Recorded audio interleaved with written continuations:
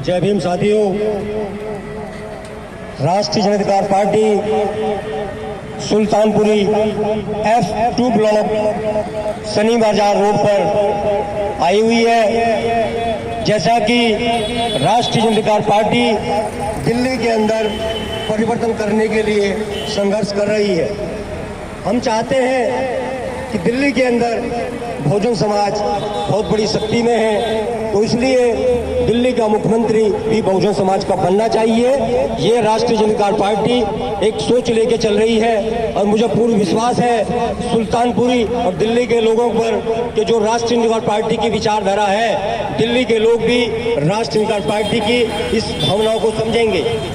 साथियों, जब से देश हमारा आज़ाद हुआ है, आज़ादी के 75 वर्षों के बाद भी दिल्ली का मुख्यमंत्री बहुजन समाज का नहीं बना, लेकिन राष्ट्रीय जनताधिकार पार्टी ने यह दृढ़ संकल्प किया हुआ है कि दिल्ली का मुख्यमंत्री बहुजन समाज का ही बना के हम दम लेंगे।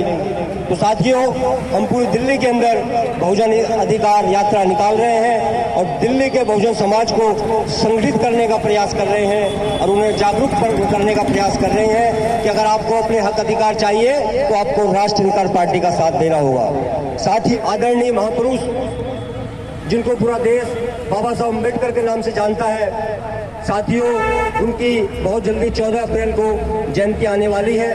तो साथियों, बाबा साहब अम्बेडकर ने भारत के लिए इतनी त्याग कुर्बानी की है कि अगर हम उनकी त्याग कुर्बानियों को गिने तो शायद हम लोग गिनते गिनते थक जाएंगे। बाबा साहब ने जब पैदा हुए, जब से लेकर और अपनी पूरी जिंदगी उन्होंने अपना जीवन दुख और कष्ट में बिताया। जब बाबा साहब शिक्षा ग्रहण कर रहे थे, स्कूल में जाते थे, तो वहाँ के विद्यार्थी, वहाँ के टीचर, वो भी बाबा साहब के साथ भेदभाव किया करते थे। स्कूल का चपरासी उन्हें पानी पिलाने को तैयार नहीं होता था। पानी भी उनके लिए एक अलग मटके में रखा जाता था और उस मटके में भी एक बहुत बड़ी डंडी लगाकर उसमें पानी का घंटी बांधकर उनको दूर से पानी दिया करते थे। तो बाबा साहब जब बच्चे थे तो सोचते थे कि भाई ऐसा हमारे साथ भेदभाव क्यों किया जाता है। पढ़ते थे तो उनको भी बच्चों से सबसे दूर एक अलग दरी बिछाकर उस पर बिठा देते थे। तो बाबा साहब के मन में बचपन से ऐसी उत्पत्ति हुई कि अगर मैं बड़ा हुआ तो मुझे वाकई इस छुआछूत को मिटाना है और इस भारत की धरती पे मुझे ऐसा काम करना है जो लोगों को जागृति मिले और लोगों को लगे कि हाँ भी वाकई कोई इंसान पैदा हुआ है। तो साथियों, बाबा साहब ने पूरा जीवन बहुजन समाज के लिए, इस देश के गरीब मजदूरों के लिए लगा दिया। तो साथियों, तो क्या इस देश के लोगों का उनके प्रति कोई कर्तव्य नहीं बनता? अगर बाबा साहब की जयंती आती है तो क्या हमारी सरकार एक गजट छुट्टी नहीं दे सकती? ये बड़ी दुख और शर्म की बात है। मैं भारत सरकार से मांग करता हूँ कि बाबा साहब की जो 14 अप्रैल की जयंती है उसको भारत सरकार गजट छुट्टी घोषित करे, नहीं तो मैं इस देश के लोगों से और बहुजन समाज से, मैं इस देश के बहुजन समाज से, राष्ट्रीय जनताधिकार पार्टी, मैं इस देश के बहुजन समाज से, मैं इस देश के बहुजन समाज से ये अपील करना चाहता हूँ कि अगर आप भारत में परिवर्तन चाहते हैं और आप चाहते हैं कि इस देश में बहुजन समाज को उनका हक अधिकार मिले और वो सत्ता के शिखर पे आए और वो शासक बने, तो आपको राष्ट्रीय जनताधिकार पार्टी का साथ देना होगा। साथियों, अगर राष्ट्रीय जनताधिकार पार्टी की केंद्र में सरकार बनती है तो सबसे पहला हमारा काम होगा बाबा साहब अम्बेडकर की जो जयंती है उसको हम गजट छुट्टी करेंगे। जो आज तक किसी भी बहुजन समाज के नेता ने या बहुजन समाज के लिए जो काम करते हैं ये आवाज किसी ने नहीं उठाई।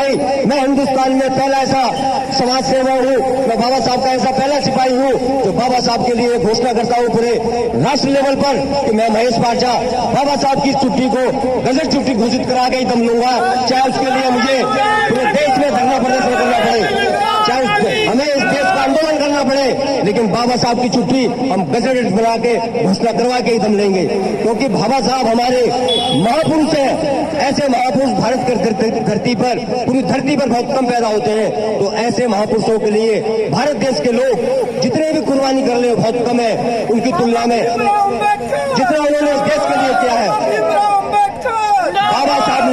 बाबा साहब अम्बेडकर ने भारत का संविधान सबसे सर्वोच्च संविधान बनाया। भारत का जितने भी धरती का देश थे सबको संविधानों को उन्होंने स्टडी किया और उसमें से जो अच्छी अच्छी चीजें थी सब निकाल के 2 साल 11 महीने 18 दिन में बाबा साहब ने संविधान तैयार किया। जबकि वो अस्वस्थ थे लेकिन बीमार होने के बावजूद भी उन्होंने हिम्मत नहीं हारी और उस संविधान को पूरा किया। तो साथियों, जब बाबा साहब संविधान बना रहे थे तो उन्होंने इस देश के किसी भी धर्म जाति के प्रति कोई भेदभाव नहीं किया। उन्होंने संविधान में हर धर्म को हर जाति को बराबर काट दिया। भारत का कोई भी नागरिक यह नहीं कह सकता कि बाबा साहब ने संविधान बनाने में किसी के साथ भेदभाव किया है। तो साथियों, इस ऐसे महान पुरुष ने जब हमारे देश को इतना उच्च लेवल का संविधान दिया है तो क्या देश के लोगों का उनके प्रति कोई कर्तव्य नहीं बनता? देश के लोग क्यों संगठित नहीं होते?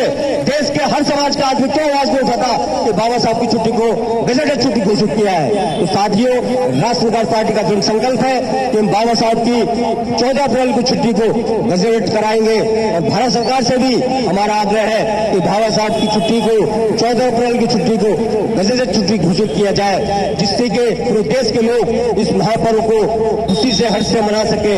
तो साथियों, राष्ट्रीय विकास पार्टी बाबा साहब का आंदोलन है, बाबा साहब के मिशन को लेकर चल रहा है। इसलिए मेरे देश के लोगों से ये निवेदन है, अगर आप चाहते हैं कि हम बाबा साहब का भारत बनाना चाहते हैं, अगर चाहते हैं कि बाबा साहब की सोच का भारत बने, नया भारत बने, तो आप राष्ट्रीय विकास पार्टी को अपना पूर्ण समर्थन दीजिए और देश में परिवर्तन करनी है। मैं इस देश के लोगों से ये अपील करना चाहता हूं, अगर इस देश के लोगों ने राष्ट्रीय विकास पार्टी को केंद्र में मौका दिया तो आपको 5 साल के अंदर देश का नक्शा बदला हुआ नजर आएगा।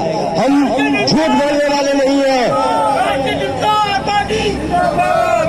हम काम करने वाले लोग हैं, हम झूठ में विश्वास नहीं रखते। राष्ट्रीय जनता पार्टी की करनी और कतरी में आपको कोई फर्क नहीं होगा। जब देश के लोग अगर हमें पूरी समर्थन के साथ दिल्ली और केंद्र में लाते हैं तो आपको भारत का जो स्वरूप है वो नया भारत के रूप में देखना शुरू हो जाएगा।